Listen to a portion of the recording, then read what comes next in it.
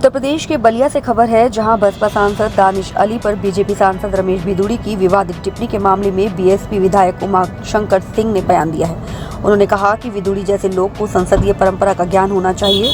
उमाशंकर ने कहा कि ऐसे लोगों के पास संसदीय ज्ञान का अभाव है और राजनीतिक परिपक्वता की कमी है।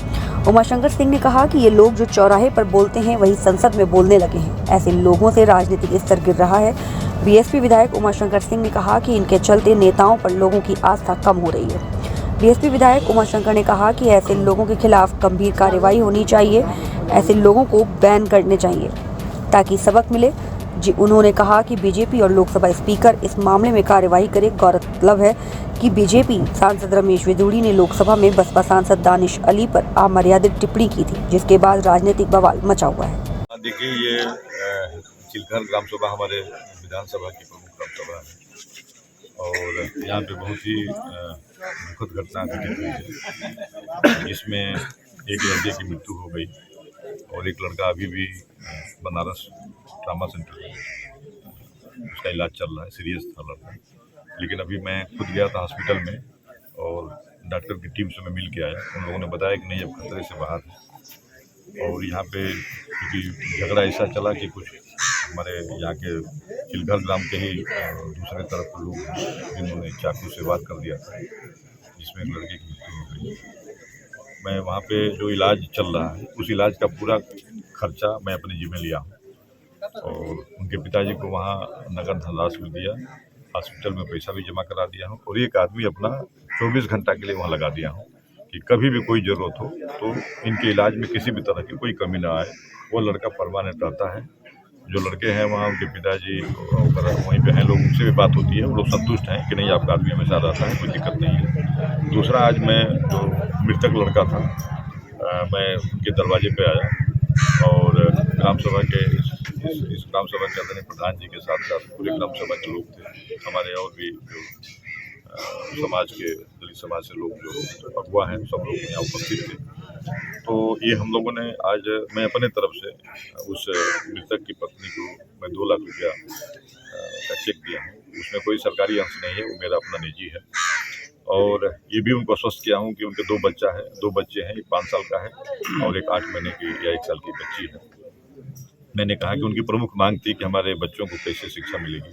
मैंने कहा कि ये बच्चे जब तक पढ़ेंगे उस पूरे पढ़ाई का खर्चा मैं उठाऊंगा। मैंने ये भी उनको बता दिया है।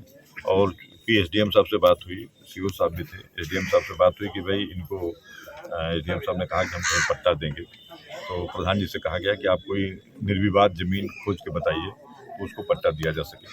और इनको आवास के लिए था तो एसडीएम साहब ने कहा कि नहीं, मैं वीडियो चिलघर से बात कर लेता हूँ, आवास दिया जाएगा। दूसरा, इनको जो इन लोगों के और मांगती कि और भी हमें मुख्यमंत्री राहत कोष से मदद दिलाया जाए।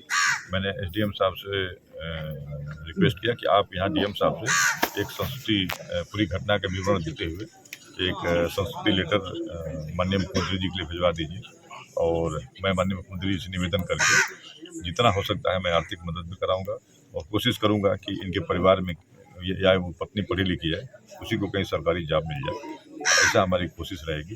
ये मैंने इन लोगों को आश्वस्त किया है और सारी जो बातें थी लगभग इनकी हम लोगों ने सुना है और मदद करने का इनको आश्वासन दिया। देखिए, महिला बिल जब पार्लियामेंट में पेश नहीं था, उससे पहले ही जब आप सब मीडिया के माध्यम से या अन्य स्रोतों के माध्यम से पता लगा कि कल महिला बिल पेश होने वाला है, उससे पहले ही माननीय बहन जी ने आप सबके समक्ष पूरा अपने वो रखा, अपना व्यू रखा और उन्होंने जो आशंका व्यक्त की कि ये महिलाओं की जो भागीदारी है हमारे देश में 50% है, लेकिन आरक्षण में इन्हें 33% की भागीदारी मिलने की ऐसी लग रही है संभावना।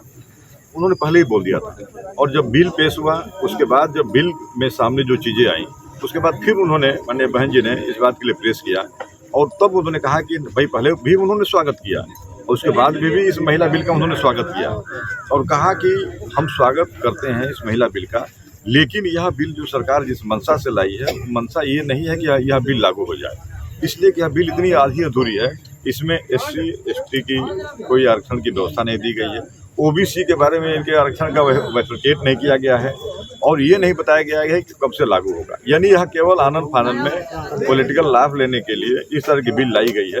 अगर देखा जाए तो मान लीजिए 2011 की जनगणना है और अभी हमारी कब जनगणना होगी, कब हमारी पार्लियामेंट की और असेंबली की जो सीटें हैं उनका निर्धारण होगा, उसके बाद पर फिर ये तो 10 साल का प्रक्रिया है। इसे अगर लागू करना है तो हम इस 2024 का अगला इलेक्शन कोई भी हो उससे पहले लागू करें, चाहे जो अगर थोड़ा विलम्ब हो तो और थोड़ा चुनाव आगे टाल दें और इसकी सारी संपूर्ण प्रक्रिया पूरा कर लें।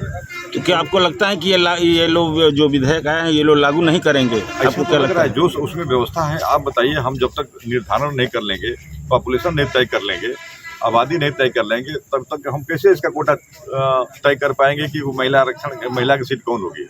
आप ग्राम पंचायत में और ये जिला पंचायत वगैरह में, क्षेत्र पंचायत में आप देखते हैं जो सीटों का आरक्षण तय होता है तो उसके हिसाब से मैंने एक क्राइटेरिया बनी हुई है। इसमें जब यह गणना ही नहीं कराए हैं अभी तक वो उनके पास वह आधार ही नहीं है तो फिर इस आरक्षण को लागू कैसे करेंगे।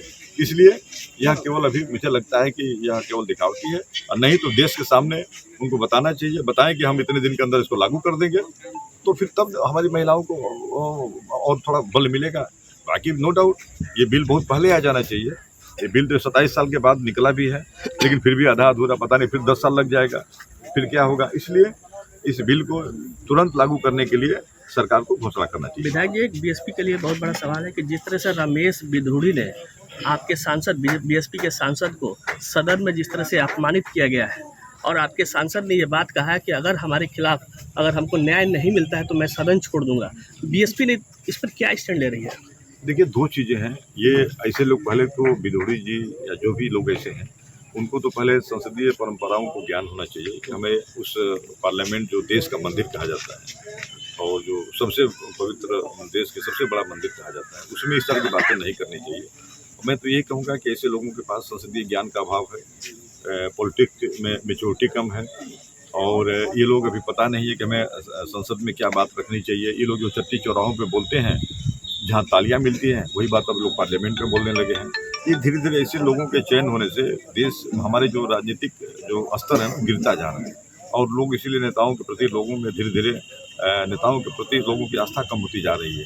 इसलिए ऐसे लोगों के खिलाफ गंभीर कार्रवाई करनी चाहिए क्योंकि फिर आगे आने वाले लोगों को भी सबक मिले। किस तरह की कार्रवाई की मांग बीएसपी कर रही है सर इस बड़े मुद्दे पे? बीएसपी की मांग तो मुझे लगता है कि पहली बात की हमारे माननीय लोकसभा अध्यक्ष जी को, स्पीकर साहब को तुरंत एक्शन लेकर के पहले तो जितने असंसदीय शब्द हैं उसको तुरंत निकाल देना चाहिए और ऐसे लोगों को कुछ दिन के लिए बैन करना चाहिए पार्लियामेंट में, तब कि इतने दिन तक पार्लियामेंट में एंट्री न हो।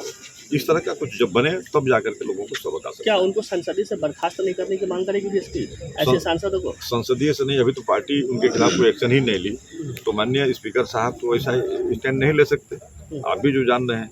लेकिन उनको भाई वो तो स्पीकर साहब को राइट है एक सत्र 2 सत्र 3 सत्र 10 सत्र के लिए बहिष्कृत कर लें। वो तो चाहे तो इस तरह से पूरा उनको टेन्योर समाप्त कर देंगे, उनको राइट है। लेकिन आपके सांसद ये कह रहे हैं कि अगर हमको न्याय नहीं मिलेगा तो मैं खुद ही सदन छोड़ दूंगा। ये कितना गंभीर सवाल है और इस पर बीएसपी क्या स्टैंड ले रही है? भाई बीएसपी ऐसे सभी मुद्दों पे बीएसपी किसी को इजाजत नहीं देती है इस तरह का आप शब्द बोलने का। हमारे अगर बीएसपी पार्टी से कोई हमारे बीएसपी पार्टी से अगर इस तरह का कोई बोला होगा तो अब तक उस पर हम एक्शन ले लिए होते हैं और इस तरह से हमारे सांसद को उन लोगों ने बोला है, उनके साथ बीएसपी हम खड़े हैं कि भाई आप इस तरह से नहीं बोल सकते हैं। इस तरह से किसी को अपमान करने का अधिकार किसी को नहीं। बीजेपी से कोई मांग करेंगे इसके लिए अपने सांसदों पर कार्रवाई करने के लिए, उनके सांसद पर कार्रवाई करने के लिए? उनको करना चाहिए, उसी पार्लियामेंट के हिस्सा थे। आप मांग कर रहे हैं क्या? नहीं, उसी पार्लियामेंट के हिस्सा थे, उनको अब तक एक्शन ले लेना चाहिए। भाई जो आदमी मांग वहाँ करता है ना, जो आदमी सुना देखा ना हो, जहाँ पूरा पार्लियामेंट बैठा हो आप उसी में सुन रहे हैं और अभी तक आपने एक्शन नहीं लिया तो मांग किसके सामने करेंगे? एक कहावत कही जाती है हम लोग कि आगे के भैंस के आगे बींग बजाओ भैंस करे पगुराई, तो किसके आगे हम मांग करेंगे? सर अगर कार्रवाई नहीं करती है बीजेपी तो फिर बीएसपी अपनी रणनीति तय करेगी बैठ करके। हम यहाँ बैठ करके अकेले नहीं बता सकते ना, बीएसपी क्योंकि माननीय बहन जी तय करेंगी कि फिर हमको आगे क्या रणनीति तय करनी है। ठीक है।